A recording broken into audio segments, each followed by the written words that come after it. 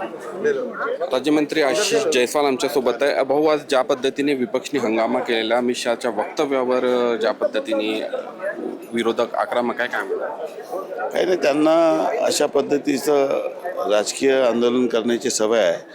खरं म्हणजे पुऱ्या देशाच्या आंबेडकर चळवळीच्या लोकांनी काँग्रेसच्या विरोधात आंदोलन करायला पाहिजे की त्यांनी बाबासाहेबांना निवडून येण्यामध्ये विरोध केला होता. त्यामुळे आता हे जे सर्व नाटकं त्यांचे सुरू आहे त्याला काही अर्थ नाही. बाबासाहेबांच्या बद्दल प्रत्येकाच्या मनात आदर आहे आणि प्रत्येकाच्या मनात आदर असताना हे समाजामध्ये परत फेक नरेटिव्ह पसरवण्याचं काम ते करत आहे. तोडमोड करून त्यांची क्लिप व्हायरल करण्यात आली असा त्यांनी काल आक्षेप घेतलेला आहे. तुमचं काय मत आहे? तुम्ही ते बघितलं? कुठल्या संदर्भात काय बोलले काय नाही, कोणीही देशाचा कुठल्याही पॉलिटिकल पार्टीचा माणूस चुकीचे वक्तव्य करू शकत नाही.